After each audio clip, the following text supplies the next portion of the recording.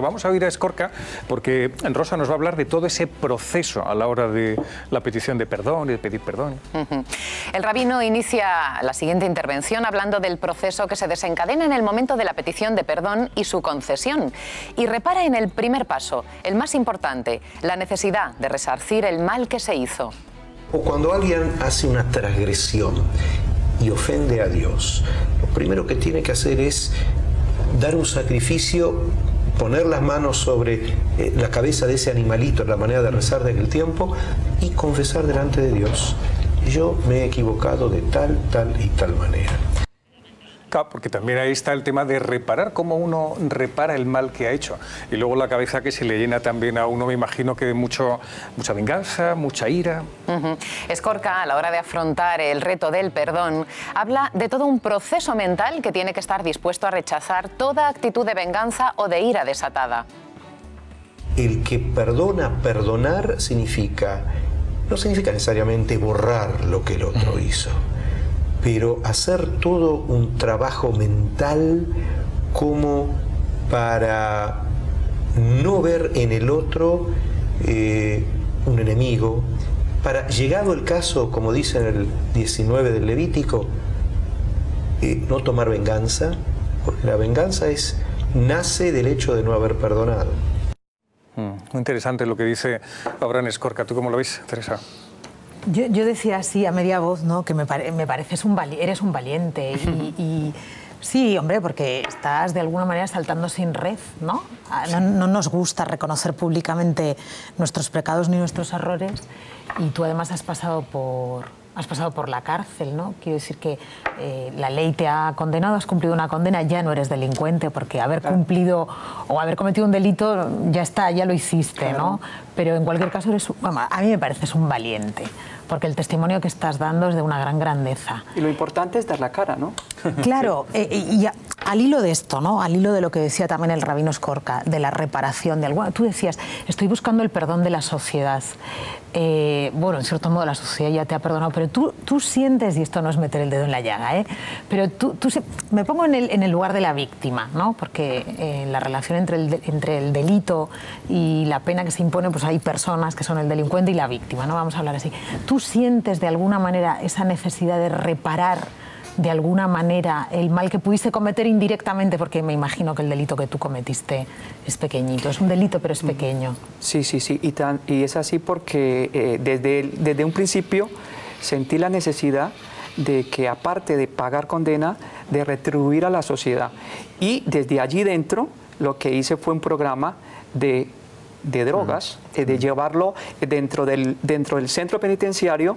Lo creé con las uñas, porque allí ya sabes que no hay medios, pero me propuse y se lo comenté al Padre Ángel, y cómo hay que hacerlo, llevarlo, pero que esto vaya afuera. Y así es que voy al CEU y a varios institutos de aquí de la Comunidad de Madrid con un compañero que es toxicómano, él como consumidor y yo como vendedor, ¿no? Y vamos dando esa experiencia para que ellos no caigan en la misma, ¿no?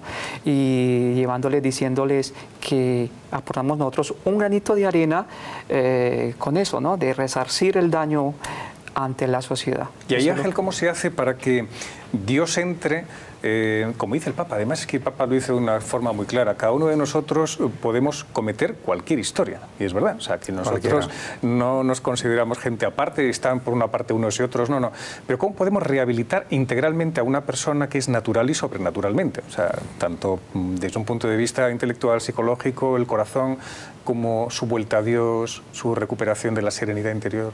Sí, bueno, ya te he dicho al principio, es a través de la escucha, de la amistad, de tratarles como personas, porque la sociedad, como ha dicho Freddy, pues te trata como un delincuente, como una escoria, no da casi oportunidades, sobre todo los que son pobres. Y entonces es a través de esa amistad como se puede ir rehaciendo la persona, y siempre que ella quiera y se perdone también, porque a veces es más difícil perdonarse uno mismo que perdonar a los demás. Eso debe ser lo más complicado, es verdad. O sea, llegar el momento, nos cuesta trabajo perdonar algo que uno ha realizado y puede ser a lo mejor un lastre que ocupe toda nuestra vida. Julián Ríos, ¿cómo estás? Buenos días. Hola, buenos días. Julián, a mí me gustaría que nos hablaras un poco de lo que es el protocolo del arrepentimiento de alguien que ha cometido un delito, qué es lo que tiene que hacer para verificarlo y para que la sociedad lo pueda recibir y quede verdaderamente no condicionado ya por nada, sino que verdaderamente se le vea arrepentido. Sí, mira, esto es un tema complejo. Se trata de que hay personas, sobre todo con delitos menos graves, pero también con delitos graves, como el caso del terrorismo, que es lo más grave que existe sin duda, que de pronto se abren espacios de apertura de conciencia en el que la violencia ejercida, a veces máxima contra otro ser humano, como el caso de homicidios y asesinatos, ya no se puede sostener. Eso, cuando se abre, aparece una necesidad importante y seria, intensa, de reparar.